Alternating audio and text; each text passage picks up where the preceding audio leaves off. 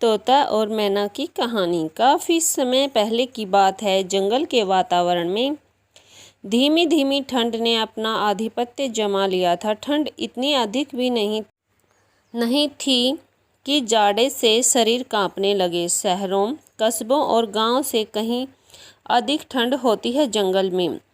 उस जंगल में एक अत्यधिक मन भावन बगीचा था। उसी वन में आम के घने वृक्ष की एक खोह में तोता अपनी मैना और बच्चों के साथ सुखपूर्वक रहता था।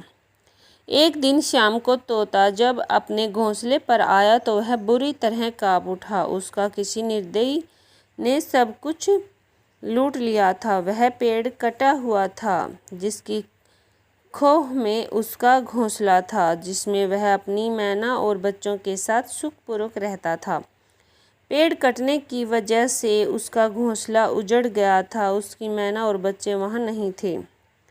तोता काफ़ी दुखी हुआ। यही तो उसका निवास था, जहाँ वह दिन भर की मेहनत के बाद अपनी मैना के साथ विश्राम किया करता था।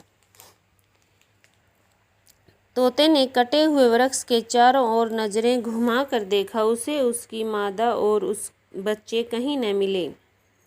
घोंसला उजड़ने और अपने परिवार के सदस्यों के बिछड़ने का तोता को काफ़ी दुख हुआ। वह सोचने लगा, भगवान ने इस संसार को इसलिए बनाया कि सब प्राणी एक दूसरे से प्यार करें, एक दूसरे की मदद करें, लेकिन कुछ लोग इन नियमों को भूलकर दूसरों को कष्ट पहुंचाते हैं। यह सब सोचते हुए बेचारा तोता चुपचाप सिर झुकाए एक ओर बैठ गया। तभी अचानक तोते को याद आया कि करीब के ही एक बाग में एक मैना का घोंसला है और वह वहाँ अकेली ही रहती है। उसने अभी तक किसी तोते से नाता नहीं जोड़ा है। यह सोचकर तोते ने राहत की सांस ली। उसने सोचा, अपना घर बार उजड़ चुका है, शायद मेरी दास्तां सुनकर मैना को मुझ पर दया आ जाए और वह मुझे अपने घोंसले में थोड़ी सी जगह दे दे। काफ़ी सोच विचार करने के बाद तोते ने उड़ान भरी और कुछ ही पल में उस डाली पर पहुंच गया जिस पर मैना का घोंसला था।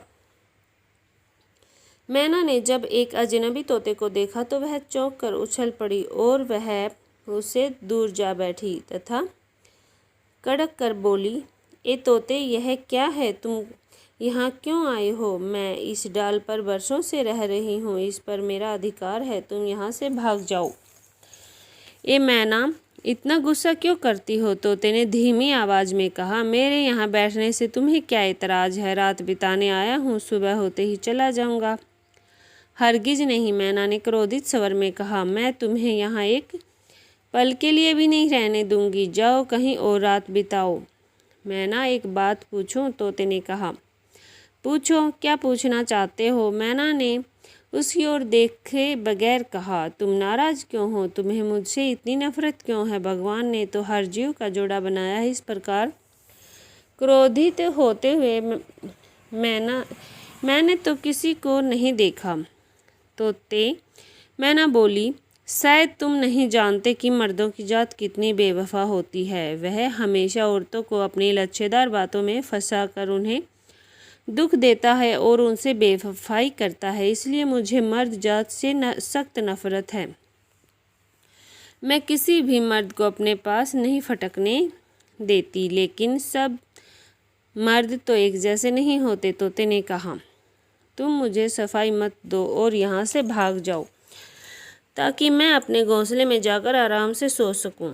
मैना ने कहा, मैं अन्य मर्दों की तरह नहीं हूँ और बेवफा भी नहीं हूँ।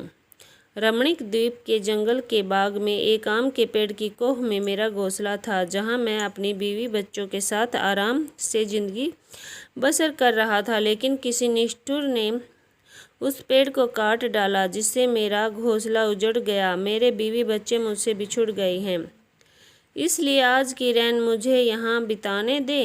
तोते ने मैना से विनती करने वाले अंदाज में कहा, मैं तुम्हारी बातों में नहीं आने वाली। तोते, मर्द ऐसी ही बातें करके औरतों को बहला फुसला कर उनके साथ बेवफाई करते हैं, लेकिन सब मर्द तो एक जैसे नहीं होते। मैना, तोते ने कहा, मर्द सिर्फ मर्द होते हैं, वह मर्द ही क्या जो बेवफा न हो। अगर तुम मर्दों की ऐसी वकालत कर रहे हो तो मैं तुम्हें मर्दों की बेवफाई की एक दास्तान सुनाना चाहती हूँ। मैना ने तोते से कुछ दूर हटकर कहा। सुनाओ मैना। तोते ने सोचा चलो इसकी दास्तां सुनने में रात को कुछ समय तो गुजरेगा।